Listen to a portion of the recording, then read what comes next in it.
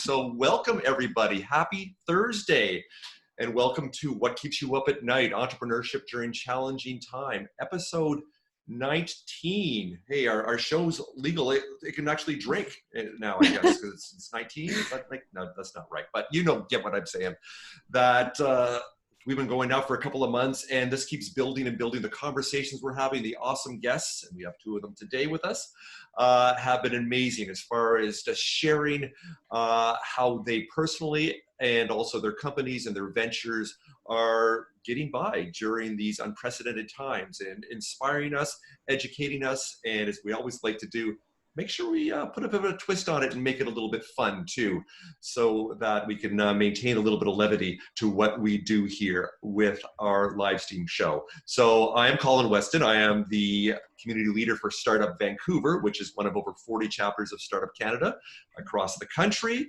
And Startup Canada is the voice for the over 3.5 million entrepreneurs that we have in this nation of ours. So I'm quickly going to share my screen, do a little intro here before we get going. Just bear with me for a sec here for that.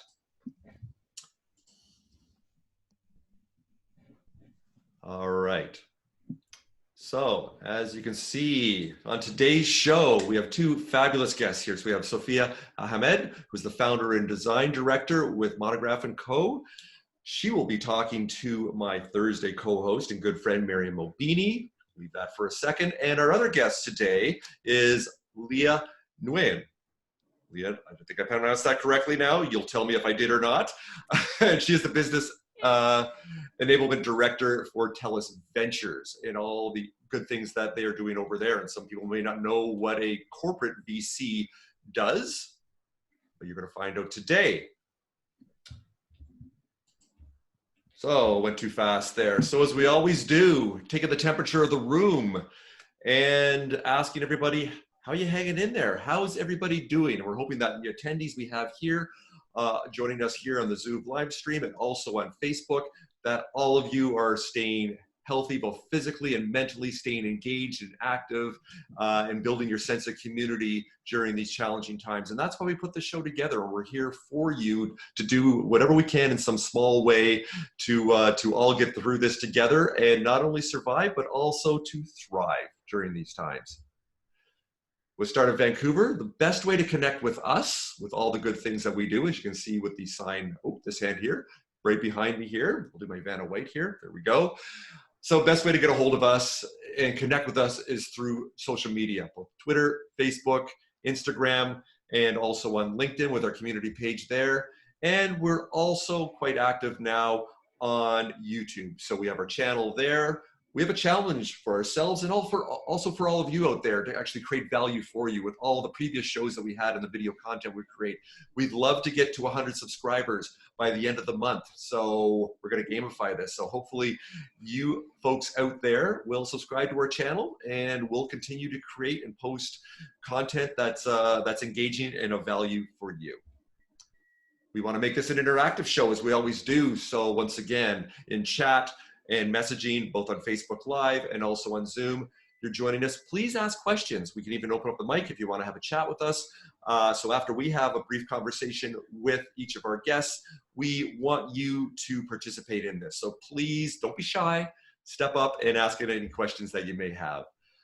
We're also very proud to have as our charity partner for the live stream show is Jack.org. And Jack.org is a Canadian charity that empowers youth mental health awareness across the country, all the provinces and the territories.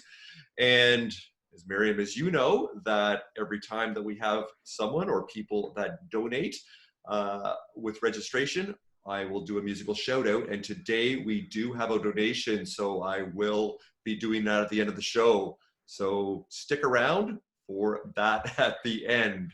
So as I mentioned, we will have on the show, I will be talking to Leah Nguyen with Telus Ventures. But before I have that conversation, my good friend Maryam is going to be speaking with Sophia, as I mentioned, with Monograph&Co,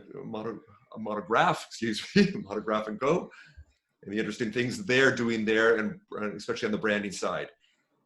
And on that note, I'm going to stop sharing and I'm going to hand it over to my good friend Maryam Mobini, and she will then have her conversation with Sophia. So take it away, Maryam. Thanks, Colin. It's such a pleasure to be here interviewing my dear friend, Sophia.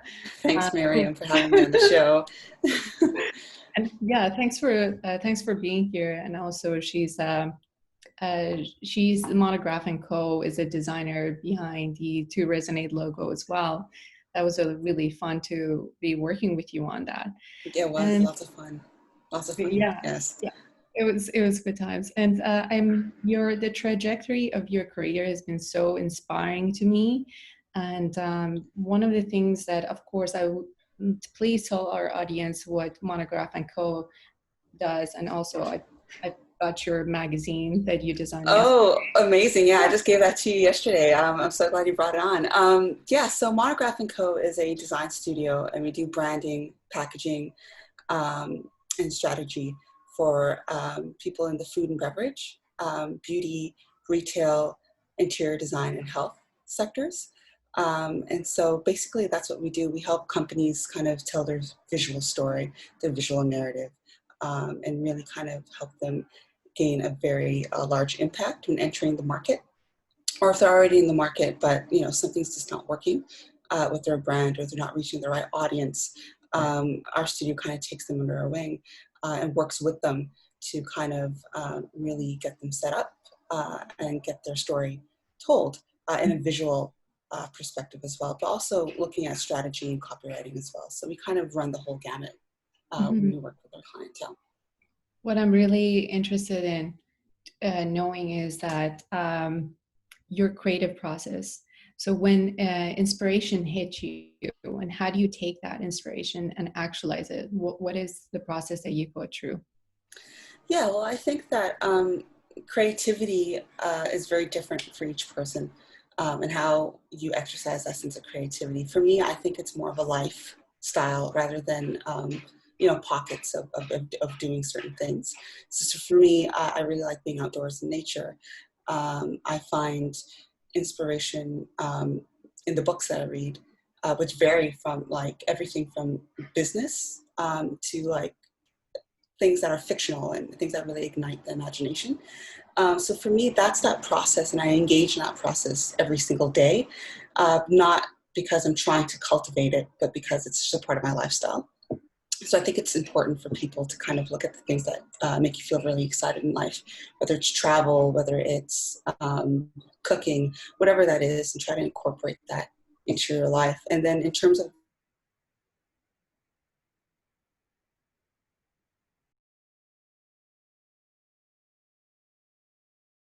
a process that one goes through when you're working with clients, when you're trying to execute an idea, and it does have guidelines, it just has structure to it. And I think that's how you can really kind of fulfill that sense of creativity. So for me, having structure, and within that structure, developing a lifestyle that helps me incorporate what I believe is creative, and what inspires me is really key to that process.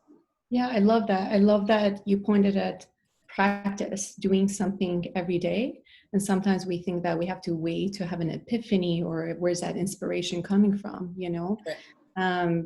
But doing something every day is actually, it's going to help you together. And also, I'm wondering, because I know you're so focused, like you were working at a job previously that was quite toxic. It was a toxic environment.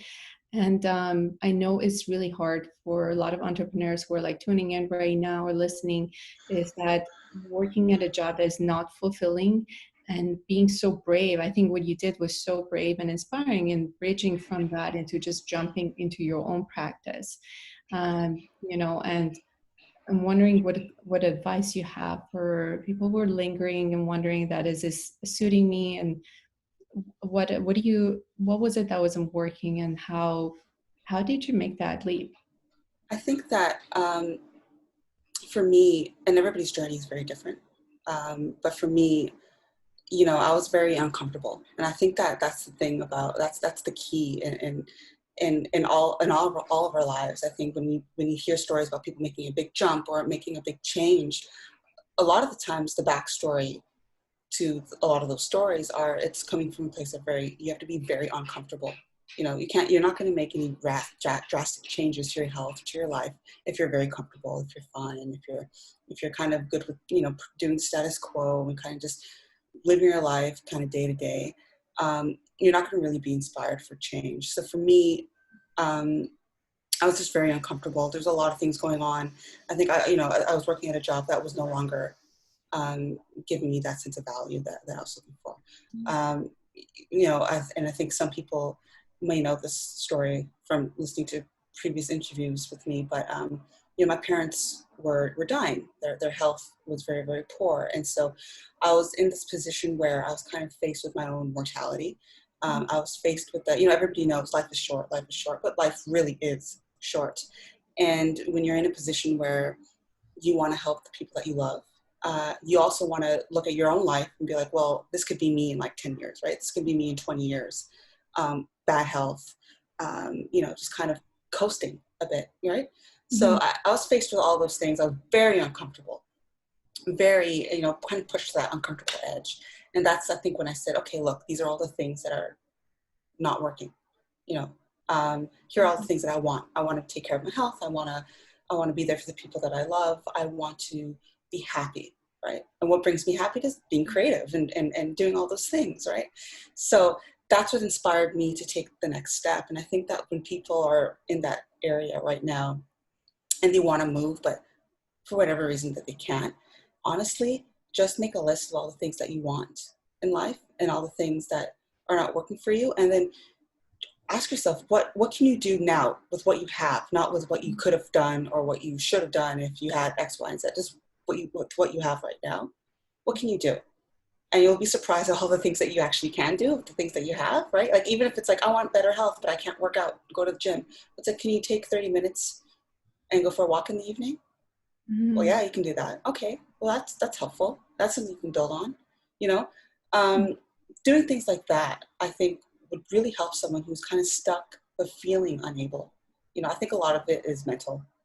Yeah. It's like, I think I can't do this because I don't have X, Y, or I have to wait to the perfect moment, which will never come. It's like, just write out a list of things that you can do to change the little things, and it honestly, and I think everybody can agree in business and in life, it's not the big things. It's not the huge, it's the little stuff that you did, like little, building on those little things that end up to be really quite big at the end of the day.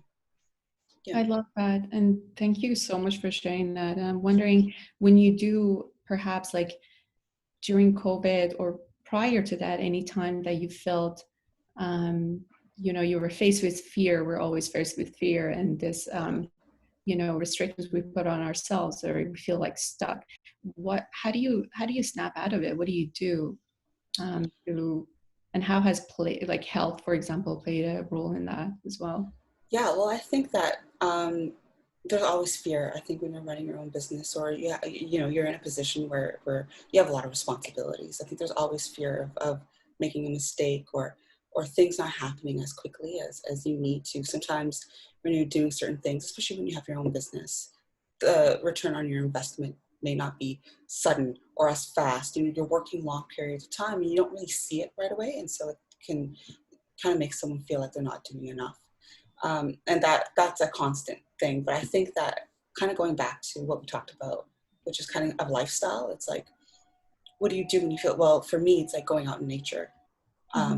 So that's something I do. Taking care of one's health, I think, is very, very important, regardless of whatever that means to you, whether it's taking a walk, going for a run, going to the gym, just, eating, make sure you're eating throughout the day, not skipping any meals, whatever that means to you.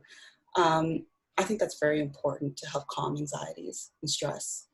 So for me, taking care of my health is really important because, one, I was faced with that sense of mortality, seeing my parents' health decline. Like, that can happen to me. That probably will. That's like, it's not like it can, it probably will. So for me, that became like really important. If I want to have a successful business, whatever success means, right? If I want to have a long life, a life that's essentially happy, pain-free, all that kind of stuff, taking care of my health physically and mentally is really important. So I think that adopting a regimen where you're taking time out to take care of your brain, your mind, taking time out to take care of your physical health and your nutrition in any way that works for you, even on the smallest, like basic, effortless way, is really important. And I think having that in place will give somebody a lot more tools to work with when that fear happens, you know? Yeah. So that's what I'd say, yeah. Thank you so much. We're going to just check in with Colin to see if there's any questions from the audience. We don't have any questions from the audience. I do have a quick question for you, Sophia, before we move on to the conversation with Leah. I had a similar background that you had in the last workplace I was at. I'm in the creative industry like you. I'm an architect, so the large architecture firm I was at, I had that level of disengagement in the last year and a half I was there. And that was kind of that uncomfortable feeling you talked about of where was my lack of comfort that then kind of gave me the opportunity to kind of push me into doing something in the entrepreneurship space, which I probably wouldn't have done. Do you feel, because I think I feel this way, I'd like to hear your insights on this, or your comment on this, that that culture that the smallest of startups or the largest of corporations need to embrace to make sure you retain talent and keep people engaged and empowered. What have you taken from, let's say, that disengagement of your previous employer, that with what you're doing with Monograph&Co now, that you ensure with your team and yourself? What do you do culturally to make sure there's engagement and empowerment and joy with everything you do? Yeah, I think, well, it's interesting that you brought that up. I think a lot of what I've learned from the jobs that I've carried that I may not have fully enjoyed. It teaches you what you don't want to see. You know, it teaches you how you don't want to treat people. It's like, well, I got treated that way. I don't want to treat someone else that way. You know, I know what it feels like to be in a room where your ideas are kind of just like pushed aside or whatever the case is. So one, there's lots of things you can kind of take back when you're running your own business, because you're like, oh, I'm not going to do that because I know what that feels like, right? And then I think the second thing for me is, to play to your question, is empathy.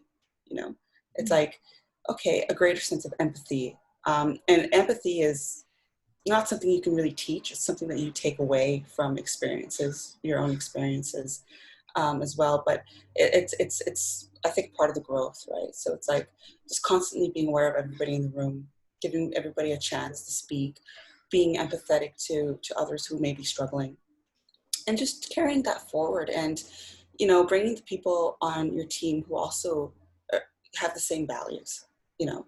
So it's not a difficult conversation to tell someone to allow everybody to have a chance to speak in the room. You know, it's kind of it's known. It's that's what you do. It's a part of who you are. It's part of how you work, and that's how, you know, I think that's how we try to build better work, better relationships with our clients. You know, I love that, and thanks for sharing that. And speaking of having the other people speak in the room, we're now going to turn it over in our virtual room here with Leah, and going to have a conversation with her. So thank you, Maryam. Thank you, Sophia, for that. That was really engaging and very inspirational there. So yes, with Leah Nguyen, who is with Telus Ventures, I just want to turn it over to you first, and rather than me do the elevator pitch for Telus Ventures. Leah, why don't you tell us what Telus Ventures is and what you do and why you do it? Yeah, absolutely. So thanks, Colin. And you were close to the last name. It's Nguyen. So there's a Vietnamese like tone at the end there. But as I was saying earlier, up until grade 4, I didn't know how to pronounce my own last name. So I think it's fair game. So Telus Ventures is a strategic investment arm for Telus, which means we act as a venture capital fund with an alignment to the strategic direction for where Telus is trying to go. So what that means is we look at invest in early stage companies, anywhere from seed stage to growth, in a wide variety of areas beyond the telco services, which Telus is traditionally known for. Like, for example, we're one of the largest digital health providers here in Canada. We've made forays into IoT, ag tech, a lot of digital health investments, and we invest around the world. So last week we just announced an investment in Zebra Medical Vision, which is an Israeli-based company. And earlier this year, we had a Calgary-based investment in Cement and a few others. So if you check out our website, you'll see the full roster of our portfolio companies. But what that means as a strategic investor and how we differ from a traditional, more institutional VC is we look at, one was that fit with where Telus is trying to go. So really paving the future of innovation for Telus and the different markets that we aspire to grow into. And then the other criteria are very similar to financial VCs in terms of looking at, the strength of the founding team, the trajectory of the product, and the growth potential that they have to achieve VC-like returns and scale. So that's us in a nutshell. Got it. So I'm very curious to understand, and perhaps if there are entrepreneurs out there in the, as you mentioned, IoT, ag tech, the healthcare space that are thinking, this sounds interesting. Maybe there's some alignment. How do you go about, and your team go about onboarding or procuring or finding the potential companies that you want to invest in? What is do you actually have a formula or a strategy or best practices that you kind of like that promoter that goes and hangs out in the bars to sign that obscure band? How do you go about finding the potential companies that you want to invest in? Yeah, so I mean, that's a great question in terms of how we generate our deal flow. I think there's a few different channels that work, both inbound, what we call inbound, where people reach out to us, and outbound, where we're proactively sourcing. But the main ways are, one, either through referrals of other investors that we know in the market, or incubators and accelerators that we partner with across Canada and North America. So that's kind of one method. The second is if our business units are talking and working with companies that they think are interesting, they'll often refer those to us as well. Another option that isn't as viable now is, we'd go to events like Collision or Elevate or some of the larger, the BC Tech Summit, when those things were happening, we'd attend those, and that was a great way to have a very broad approach.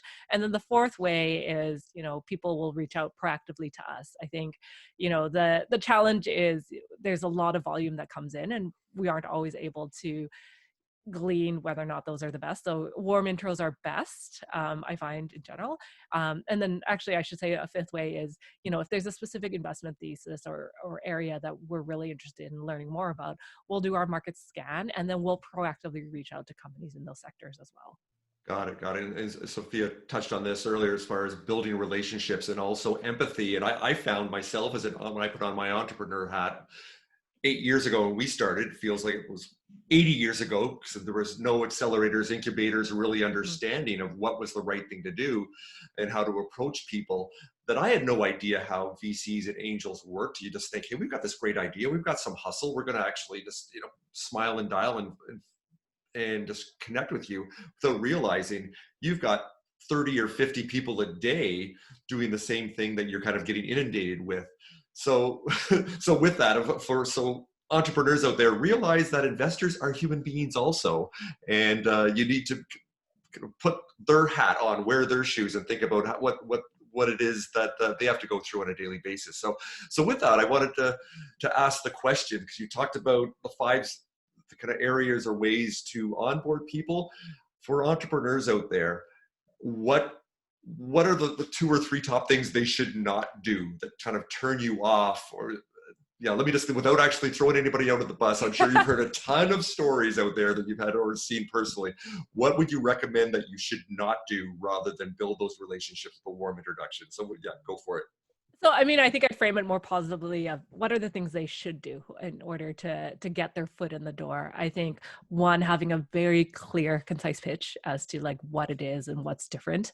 I find often, we'll get emails with one-liners of like, hey, I'd like to meet, without any consideration or research it shows as to understanding what it is we're looking for. Like, they've probably gone to some sort of database somewhere that says venture capital, copy paste, and just spamming, right? So those approaches don't work well. Similarly, like even with LinkedIn, when people are asking and reaching out, if you don't have a sentence or reason why we're connecting, I get too many requests, and I've learned that if you just accept everybody, you're setting yourself up for failure. And so there needs to be like some sort of reason for that introduction to happen in the first place in the conversation, right? I mean, personally, I reviewed probably over 160 companies myself last year in terms of talking and seeing, right? So, and those are the ones I did talk to. So you imagine like how many I've had to filter out. And so I think it's, how do you help yourself stand out from the pack? I think where you can build the relationships in advance of when you actually need to ask for money, I think is another key thing, right? Because often, you know, if you've waited to the end to, you know, I need money now, and the only reason I'm talking to you is because I need money, it's not as authentic of a relationship. I think it's fine to be very transparent about your needs, but you're not going to have as much of a track record or history or context as someone who's been spending time, you know, getting to know the investors and the community.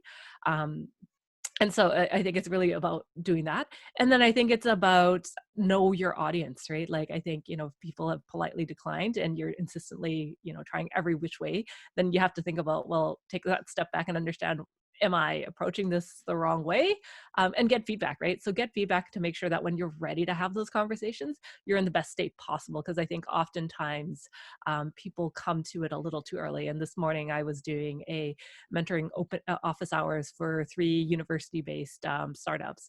And one of them, you could tell, is just deer in the headlights.